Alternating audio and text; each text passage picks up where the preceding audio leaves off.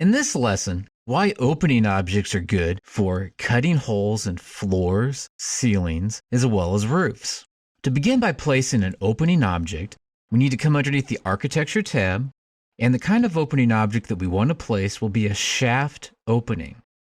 This is specifically designed for going from floor to floor. After selecting shaft, pick your rectangle tool off of the list, click one of the upper corners of the room, then draw a rectangular shape. The exact dimensions don't matter so much, just make it somewhere between maybe 19'6" and 20 foot. We can always adjust this after the fact when it comes time to place the actual staircase, and then click when you have that rectangular shape in place. Let's take a look at the properties of this opening that we just created. One of the things that we know is that it has a base constraint of level 1. If yours doesn't, that's okay. Just make sure that here on the list it says level 1 is the base constraint. If there's any offsets on yours, between base offset being 0, 0 or top offset 0, 0, just change it to be 0, 0 if it says anything different. For the top constraint, change that to be level 3. By making the top constraint level 3, this means create a hole through level 2 and up through level 3, which is the exact opening that we want for our shaft for our staircase to fit inside of. Click on Apply. Then move over here and click the big green check mark for OK. When you do this, even though we can't really see a difference on this floor, we've now created a hole on our other floors. To see this, double click on your level 2 or double click on your level 3, and you'll see that line, and that's where your opening is at. To really see the opening, take a look at it in a 3D view by selecting on the little house. You may need to spin this around by holding the Shift key down in the wheel at the same time. You'll then be able to see that opening that's going through each of these individual floors. So the opening command can be found underneath Architecture and Opening, and if you want to cut through multiple different layers of material, such as roof, your floors, and your ceilings, use the shaft opening tool to accomplish this task. In this exercise, I'd like to create a sloped floor inside of a garage area. To accomplish that, we need to use the floor command to draw a floor in first, and then use what's called a slope arrow to have the floor slope in the direction that the slope arrow indicates. Begin by coming underneath the Architecture tab and picking on Floor. Then use the rectangle tool to draw in from one interior wall to the opposite interior intersection of walls, a rectangle. Click on each of these little padlocks. This is going to lock our floor in to be flush with the face of each of these walls. So if any of these walls should move, the floor will move along with it. Next, we want to add that slope arrow. So you select on slope arrow, and then right in the middle of the top line, click. That's going to be the base point for our slope arrow. And then right here in the middle of this line, click. And now this is our slope arrow going from here to here. Before we click the big green check mark up there, we need to check some of the properties over here in the Properties area. Right now we can see that the slope arrow has a specified height at tail. What this means is that technically the slope arrow can either have a percentage slope that we can type in, or an exact height at one end and then an exact height at the other end. And that's what height at tail means. So let's leave it at height at tail, even though we could enter a slope if we wanted to. Now, as far as height offsets go, 1 foot is way too much. I'm just going to make this be 1 inch. It'll be 1 inch higher at this end than it will be at this end.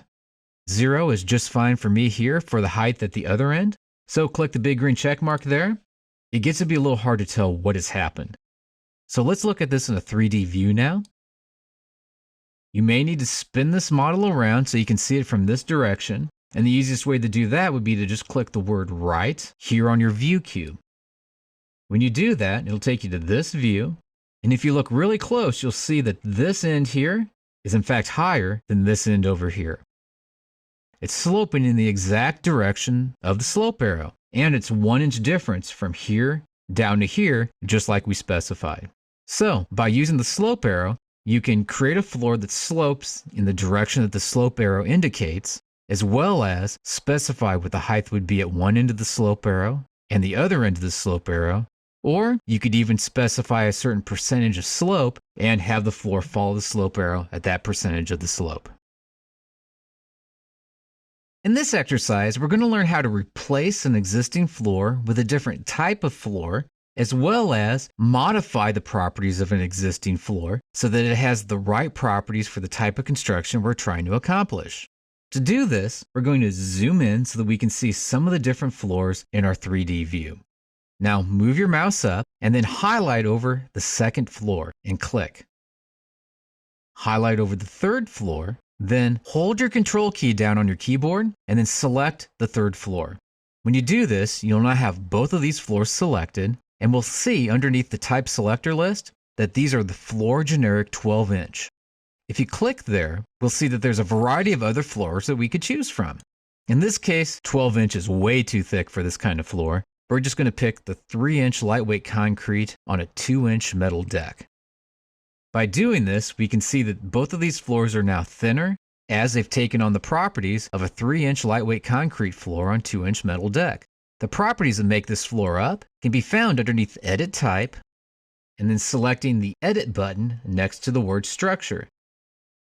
We can see that this is made up of lightweight concrete and the total thickness of this floor is 5 inches in thickness. Now click down here where we have the OK button to get out of this dialog box, and then click again where we have the OK. Click somewhere out here in space. Now move your mouse over and then highlight this floor, the sloping floor on the inside of a garage area. You'll notice it too is a generic 12-inch floor. Now realistically speaking, this is way too thick for a garage floor. It should be more like 4 inches in thickness. So to be able to make an adjustment to that, we'll come down here to Edit Type, move up here and select on the Duplicate button. And we're going to call this 4-inch garage floor and click on OK. Next, click on the Edit button and change the thickness to be 4 inches. Also, when you do this, you see there's an option here for material. Click where it has by category, then select on this little box over here on the side. This is going to bring up the material dialog box. We can start to look for different materials that we might use on our project, including different concretes. Now we could choose any of these that we wanted to off of the list. Since concrete lightweight is what we use on the other floors, that's just going to be what I pick here, but we could have picked any of these other ones off of the list. When we do this, we can see what the pattern of it would look like in a plan view, as well as in a section view. This is also, underneath materials, the reason why each of these objects display the way that they do. You assign it the right material, and it'll have the right display representation inside of your model environment. Click on OK.